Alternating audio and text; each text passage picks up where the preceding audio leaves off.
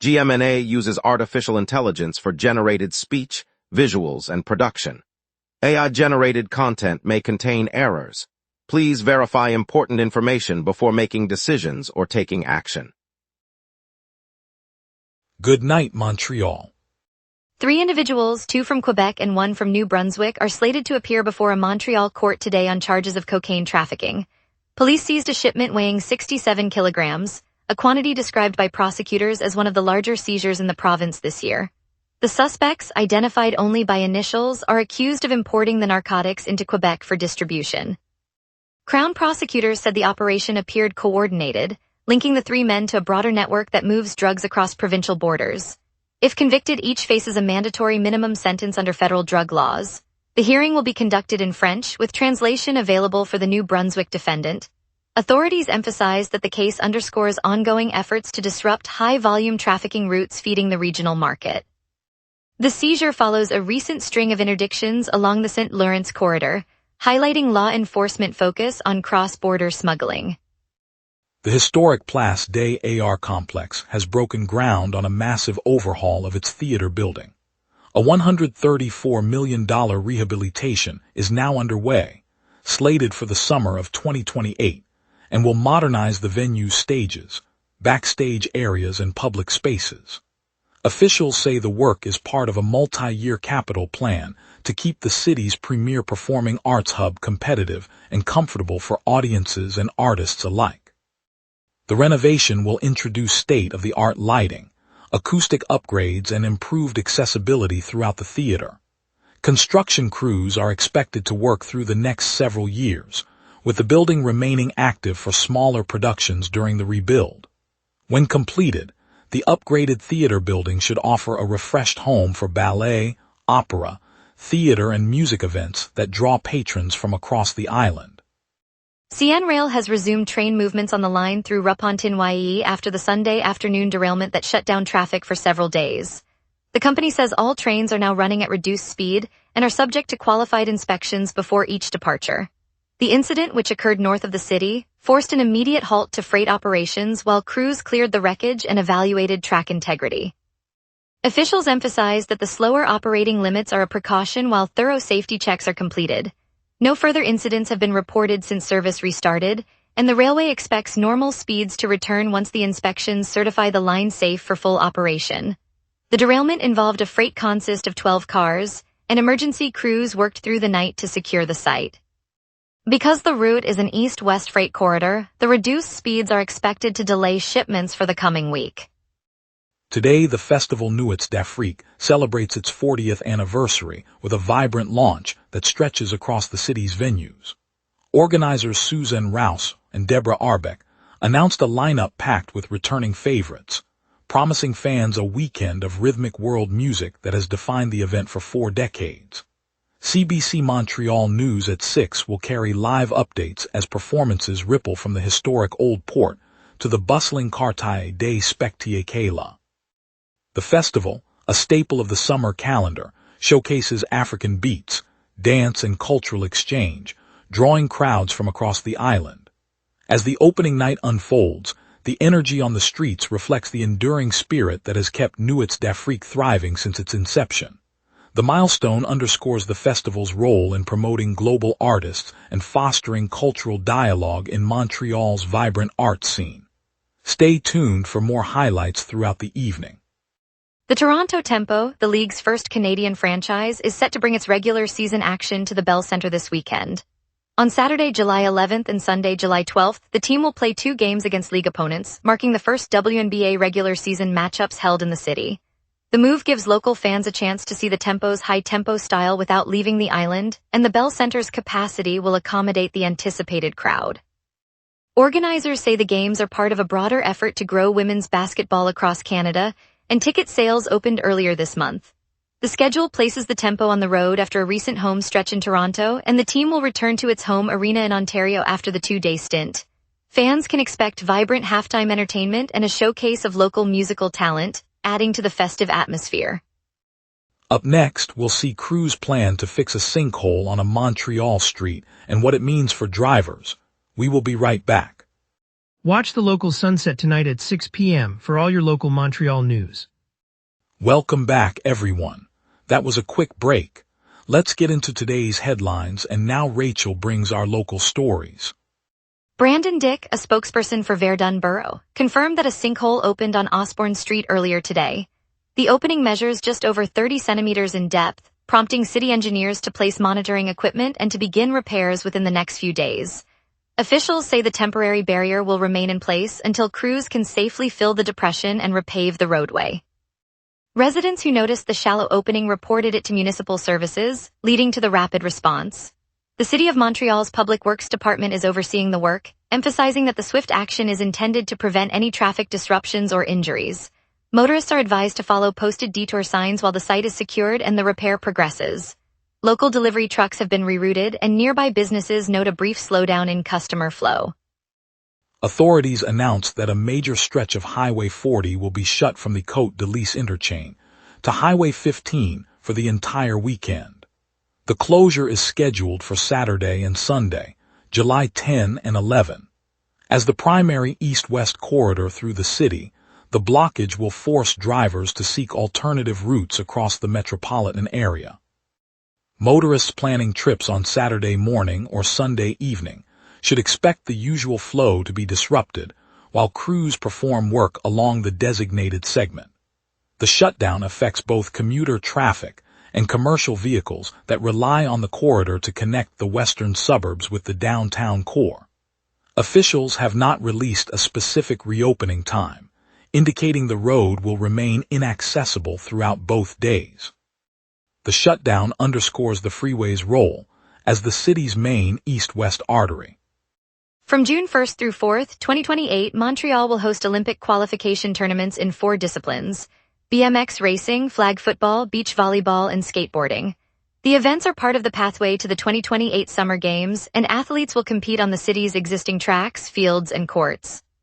Spectators can expect the usual downtown traffic patterns around the venues, and local businesses along the routes typically see an uptick in foot traffic during such international meets. The city's transport authority has already outlined temporary transit adjustments to accommodate visitors. For fans of extreme sports, the BMX and skateboarding qualifiers will showcase high-speed runs on the city's dedicated ramps, while the beach volleyball and flag football matches will take place on temporary courts near the waterfront. The schedule runs continuously over the 4-day period, with each sport allotted specific competition windows. Quebec's highest court ruled today that the mandatory 1-year minimum prison term for distributing child sexual abuse material is unconstitutional.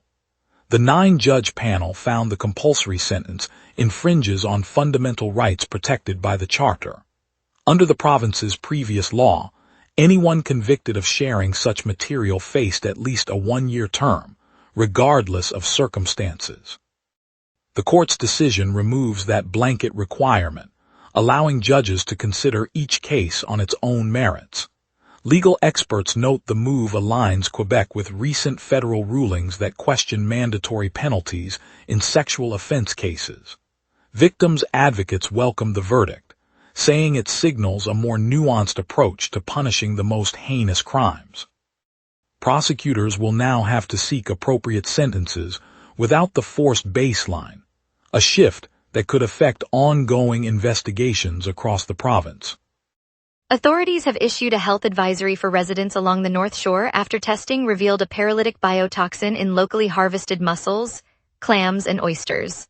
The Canadian Food Inspection Agency confirmed the contaminant was detected in shellfish from several harvesting sites in the region, prompting an immediate warning that consumption could cause serious neurological symptoms. The agency advises anyone who has purchased or collected shellfish from the affected areas to discard it, and to seek medical attention if they experience tingling, numbness, or difficulty breathing. Ongoing sampling will continue throughout the summer to determine the extent of the contamination and to lift the advisory when levels are deemed safe. The CFIA stresses that its routine monitoring program is designed to protect public health by identifying risks before they reach the market. Now let's turn to the forecast and see what tonight holds for our city. Jet stream lashing west, high pressure rising, and dry air set the stage for tonight's clear heat. On this date, Montreal once baked to a record high of 31 Celsius in 2020, a spike that rode the tail of a lingering heat wave across southern Quebec. The opposite extreme fell to a record low of 12.5 Celsius in 2019, when an Arctic blast pushed the city into an unusually cold snap for early July. Normal highs hover around 29 Celsius and lows near 22, so today's 32-degree peak sits well above the climatological average. The live radar shows a blank canvas across the province, no echoes of rain or snow in sight. A thin band of high pressure sits over the St. Lawrence Valley, suppressing lift and keeping moisture locked aloft. With the jet stream streaming west at 101 kilometers per hour, any disturbance would be sheared away before reaching the city. Expect the clear sky to hold through the night and into tomorrow's early hours. At 11 p.m. Montreal sits under a clear sky with a temperature of 27 Celsius and a gentle southwest breeze at 10 kilometers per hour, gusting to 23. Near average pressure is nudging upward, sealing in the dry air that has dominated the day. The jet stream arches overhead from the west at 101 kilometers per hour, venting any residual moisture out of the region. With humidity at 52% and dew point 16 Celsius, the night will feel comfortably dry. The forecast calls for a high of 32 Celsius tomorrow and a low of 20, while wind will peak at 26 kilometers per hour from the southwest. UV index remains at 6. No alerts are active.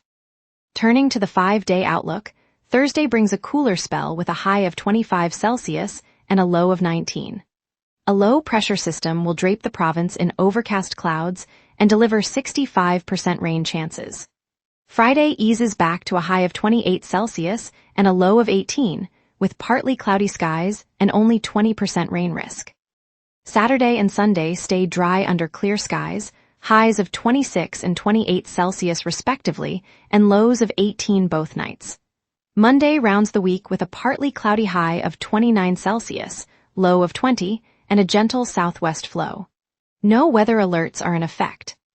And that's your weather. Remember, the wrap is also available as a podcast. Listen anytime on Amazon Music or wherever you get your podcasts. After the forecast, we'll break down traffic on Highway 40, highlight the weekday festival, and preview the NSL season. We will be right back. Watch the local sunset tonight at 6 p.m. for all your local Montreal news. And now here's Jason with sports. Big money, big goals, and a hab on the move. Sports is next. The Northern Super League is attracting serious global attention. An international sports firm has pumped $30 million into the 6-team Canadian Women's Pro Soccer League, which is currently in its second season. The NSL fields clubs in Vancouver, Calgary, Halifax, Montreal, Toronto, and Ottawa, according to CBC Sports. Your Montreal Roses put on a show. Evelyn Badu delivered a hat trick as the Roses dismantled the Vancouver Rise 5-1 in Northern Super League play. A dominant performance from Badu and a convincing result for Montreal, per CBC Sports Soccer. A chapter has closed in Montreal. The Canadiens have dealt longtime forward Brendan Gallagher to the Vancouver Canucks in exchange for future considerations. CBC Sports confirmed the move, which signals a roster shift as the Habs continue reshaping their lineup heading forward. From the bustling corner of St. Laurent Boulevard and Rue Saint-Denis, I'm standing beside a modest wooden kiosk where volunteers from the local fire brigade have set up a bright orange safety station. Behind me, the crisp autumn air carries the scent of maple leaves, and a group of schoolchildren from École St. Louis gather around a portable screen displaying a simple, colorful map of the province. The province's new regulation, prohibiting all open-air fires north of the St. Lawrence River, has turned a routine fire prevention briefing into a community celebration. Yesterday, firefighters reported dozens of active blazes in the remote northern forests, prompting officials to act swiftly. Today, the same dedication that once chased smoke now fuels a shared commitment to protect those wildlands. The children watch as a retired ranger demonstrates how a single spark can travel, then hands each youngster a bright red safety badge. Their eyes light up, not from a flame, but from the knowledge that they're part of a larger guardianship. It's a reminder that when we look out for the forest looks out for us. In the bustling heart of the plateau, the chlorine-slick lanes of the complex sportif Claude Rabia are humming with anticipation. Today the crowd watches a familiar figure step onto the starting blocks, Aurélie Rivard, the multiple medal Paralympian who has just added a law degree to her resume. After months of courtroom study, she traded textbooks for goggles, aiming for the 400-meter freestyle at the Canadian trials. The atmosphere is punctuated by the soft splash of water and the low murmur of spectators recalling her record-breaking sprint at Rio. Rivard's coach, a former national champion, adjusts the cap on her goggles, noting the same focused stare that carried her through world championships. As the starter's gun cracks, she launches into the water with a rhythm honed by years of training and a resolve forged in lecture halls. She surfaces at the final turn, arms slicing through the pool, and touches the wall a fraction of a second ahead of the nearest competitor, proof that perseverance can bridge the gap between academia and athletics. Aurélie Rivard's return reminds us that dedication, whether in a courtroom or a lane, still writes its own victories. Thank you, Montreal, for watching the wrap tonight. Our look at the Nuit d'Afrique Festival's 40th anniversary highlighted the city's vibrant spirit, and the update on CN Rail's reduced speed service after the recent derailment reminded us of resilience on the rails. Join us tomorrow for more stories. I'm Peter Miller. See you then.